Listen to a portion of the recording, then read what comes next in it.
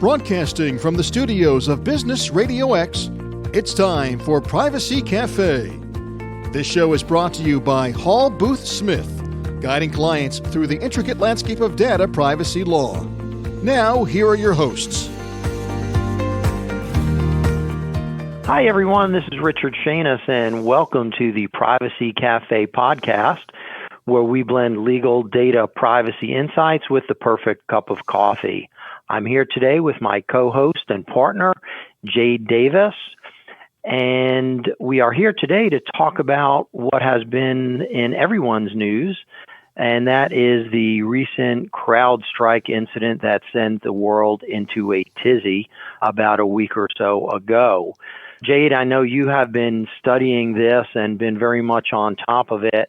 Why don't you go ahead and get us started and tell our audience about just what happened, what's going on now, and where we go from here? Absolutely, Rich. So apparently a single update to a virus scanner pushed out from CrowdStrike in the US managed to cause global havoc this past Friday. It's being described as the biggest outage ever. Many thought it was a cyber attack, including myself at first. And have we become so accustomed to those, unfortunately. But while we have seen a few of those outages lately, a few more than we would like to see, it's certainly hard for me to recall something that has taken out as many services and companies across the world as this one has. I was trying to find the estimated number of affected devices. And so far, the first number we have is approximately 8.5 million Windows devices. And I'm sure it's more because that's just an estimate. And that's the first number that we got a couple days ago. Many folks may have never heard about CrowdStrike before. They're an antivirus firm and a cybersecurity that was founded in 2011. And here, even at the firm, we're very aware of the work that they do for our clients as they safeguard the world's biggest companies and hardware from cyber threats and vulnerabilities. They also got their huge start by helping the government investigate cybersecurity incidents. And now they really specialize in endpoint security protection. They try to prevent malicious software or files from hitting corporate networks. They do quite a bit. They're based in Texas. And this would be the last thing I would ever expect a company such as CrowdStrike to endure, because it's just a simple software update to one of their tools. At first, I thought it was Microsoft. Did you? Yeah, that was what some of the reports were, but apparently it seems like the CrowdStrike problem was affecting Microsoft devices, so that there certainly is no blame on Microsoft at all. But Jade, could you tell us a little bit about the downstream effect or the practical everyday effect? Because we heard about the effect on hospitals. We know a lot of airlines had flights canceled, delayed, that type of thing. Why did the CrowdStrike snafu, if you will, cause these downstream effects? Well, a lot of these companies employ CrowdStrike's technology to protect their systems because many of these companies are Microsoft Windows based. As you said, Microsoft was quick to say it was a third-party issue. So companies that employ Apple or Linux, or me, fortunately, I was flying Southwest this weekend, who's on a really old system that everyone really gave them heat about a year ago. I was unaffected. But yes, since Friday, thousands of flights have been canceled. Banking, healthcare, and payment systems all affected in various ways. There were long queues, delays. Passengers are still at the airports, held up, many of them. And a lot of the delays were because the flights had to be manually entered. Passengers had to be manually checked in. And many of the airlines just simply could not figure out how to fix the situation. And so they grounded many of the flights. I think United was one of the first to do that. But even in the UK, the healthcare system has been disproportionately affected. A lot of general practitioners have been struggling to access records. Pharmacies have been hit. Medical emergencies surged. The ambulances were working triple time, and some TV channels were knocked off air. CrowdStrike's head honcho, George Kurtz, who's also one of the founders, he admitted that there would be some time before all systems are back and running, but they did deploy a fix. And so we expect full recovery, in the industry, but right now we're still remediating. One of the things I thought about when I was reading all of this information was one of the things that we try to bury into our clients' heads, and that's why preparedness is important. And how, even though this is not a cybersecurity incident, this is still a component of being cyber aware, cyber prepared, and outage prepared. And that's something that keeps ringing for me. Yeah. So on that note, Jade, since this was not a cyber intrusion, it was not a hacking, it was not ransomware, we talk a lot on this podcast or in our newsletter or blog on the firm website about best practices to prevent being hit by a threat actor. And in this situation, it seems to contrast with, I'll mention several years ago, there was a ransomware incident that went worldwide that resulted from a patch not being employed. And in that case, Microsoft had issued a patch, which is very common, patch a vulnerability in software. But unfortunately, a lot of companies just did not bother to implement the patch. And so when this ransomware hit, to take advantage of that vulnerability, companies that implemented the patch were protected. Companies that did not implement the patch were hit with the ransomware. So there it was pretty clear. The lesson is implement patches when they're issued and protect yourself. But here it doesn't seem like there was a specific thing or action that could have been taken by companies to protect themselves from this situation. But nevertheless, is there any advice you can provide that would help when this situation might come up again in the future? Absolutely. One of the things that I love about your practice and what you do is that you regularly interface with CISOs, chief technology officers, and you roundtable it to give them the opportunity to bounce ideas off of each other to take back to their teams. And what that means is every company needs a game plan, no matter what's going to occur, so that the reaction is not stalled. Because here, there was nothing specifically that companies could have done prior. CrowdStrike didn't say, oh, we released an update too early. Here's a fix. We're only getting and still having a remediation after the fact. But it's not if something like this is going to happen again, but it's when.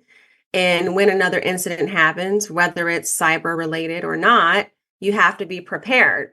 And companies need to understand their role not only includes their vendor, but their own teams, so that there's clear communication and everyone knows what to look out for, what to do, who to contact, not only within the company, but business partners, etc.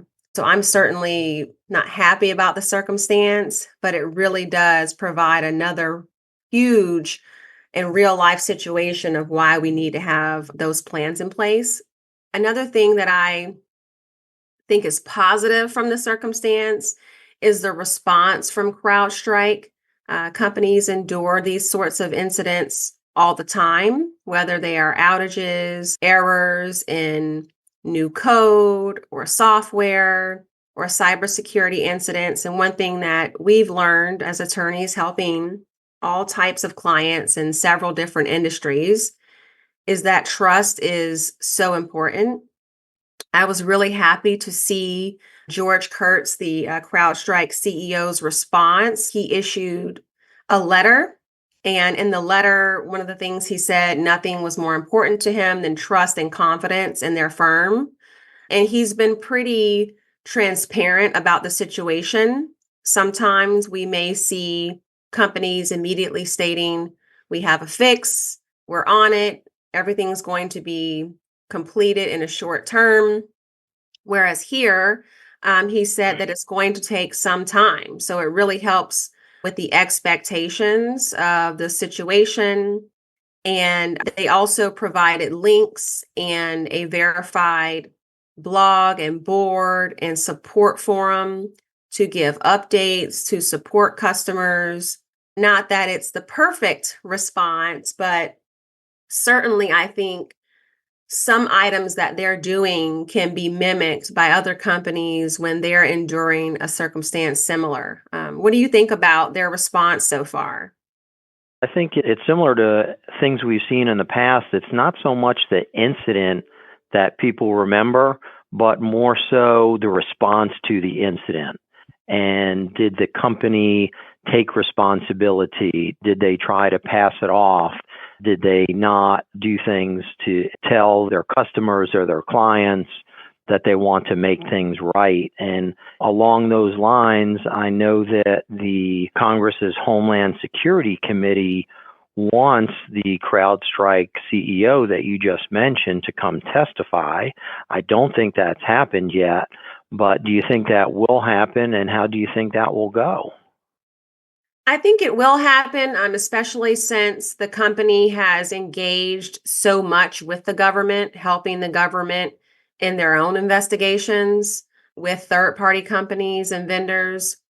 I think perhaps there's a smidgen of let's get this guy down to testify so we can show on the record that they've done any and every little thing that they could have done so that there isn't any blowback. One thing that's really been buzzing a lot has been how could this incident have been avoided? And many critics of CrowdStrike's company are really talking about the layoffs that the company did a year to 18 months ago. Apparently or allegedly, they laid off a flurry of engineers. And if they had not scaled back so much, perhaps there would have been more opportunity for additional checks before the software was released or the update. And now the fixes that they have to deploy for their consumers, they're not automatic. And so perhaps the remediation timeline could have been shortened if they had more bodies. And so that's certainly something that could possibly come up if the CEO testifies. And I wonder if there will be other admissions as to what they have found out in hindsight. But again, that has to be pretty carefully done because then as there are certainly legal ramifications that can follow that sort of testimony. Jade, I know you said at the outset this was not a cybersecurity incident. It was not hackers or threat actors. But now that this has happened, or while it was happening, have the threat actors, the hackers, the bad guys, done anything, or are they trying to take advantage of this situation that you might say fell in their lap? Absolutely. So the National Cybersecurity Center, they warned of a rise in phishing incidents. Apparently, they saw them immediately referencing the outage. And this is really from opportunistic, malicious actors trying to take advantage of the situation. The fraudsters were sending emails or text messages to try to trick users into revealing information or transfer money. So we've seen a lot of companies and vendors in the payments industry, such as Visa and MasterCard, stating, oh, we don't have an issue. Maybe some of our partners have a small minor issue, because I believe there were some reports that some consumers were unable to use their credit cards, but they quickly came against that to say most of our systems are going well. If a client has an issue, reach out to us directly. We're not reaching out to you. And just yesterday, CrowdStrike Intelligence, they identified a Word document that contains macros to basically download an identified stealer that they're calling Dalapu. And the document impersonates a Microsoft recovery manual so that users or companies can use this manual to fix the problem, but it's actually criminal. And CrowdStrike posted it to their website, their blog, their forum that they put in their announcement letter to their clients and consumers and vendors. And they're asking people to make sure that they only communicate with CrowdStrike representatives through official channels, and they only adhere to their support team's technical guidance. That can be hard if someone's getting confused with the chat bot from a malicious actor. So they went a step further and they said, make sure that you're checking website certificates on the download page to ensure that the downloaded software originates from a legitimate source. And so we certainly are seeing a lot of blowback and work from the dark web and malicious actors really trying to take advantage. And it's really important that our IT teams are as vigilant as possible. Perhaps one of the biggest takeaways from this whole thing is, even though it was not caused by a malicious actor, it shows how interconnected everything is, and one specific, seemingly small issue, because it's used across the world, can affect so many millions of systems and people, that if there was a malicious attack, how a malicious attack could spread worldwide so quickly and affect so many systems. So just another reminder, again, even though this was not a malicious attack at all, what effect a malicious attack could have on the entire world if one were to happen. So any last takeaways for our audience, Jade? I think that we may see some legal claims stirring. I think that we could see some lawsuits, but this is certainly what we would consider in the legal realm a force majeure event, and that's when there is an unforeseeable circumstance that prevents someone from fulfilling their contract. Not sure if we'll see class actions, but I personally saw thousands of people at the airport, right, wondering if their flight is going to take off even tomorrow, and if it got fixed from an hour from now or when, and how they could reschedule. But there is case law to support what these kind of force majeure events would be, and that really stems from a lot of the COVID effects. But there are tons of industries and companies that were in the middle and still are in the middle of thousands of jobs and contracts that they've been unable to simply perform. And so I think we'll see a blowback. But again, the COVID pandemic is still being a not too distant memory that will, if we have not already, prompt many attorneys to reconsider those provisions to make sure that we take care of scenarios such as this one. Yeah. Oh. Thank you, Jade. As always, it's a great pleasure to join with you for our Privacy Cafe podcast. I always enjoy the time to spread some knowledge for our listeners. I should mention that Privacy Cafe is underwritten by Hall Booth Smith, and the show is part of the Hall Booth Smith Podcast Network. For more information, visit hallboothsmith.com. You can write us at privacycafe@hallboothsmith.com, or go to our website and check out our blog. We put a lot of content up there, and we send out a monthly global privacy newsletter. Again, go to our blog and you can sign up for the newsletter. Thanks so much for joining us, and we look forward to seeing you for our next cup of coffee. Thank you for joining us on Privacy Cafe. This show is underwritten by Hall Booth Smith, helping clients navigate the ever-changing world of data privacy and cybersecurity. For more information, go to hallboothsmith.com. Privacy Cafe is a production brought to you by Hall Booth Smith PC. This podcast is published for the purpose of providing general information and education on topics, which includes those related to the law and legal issues.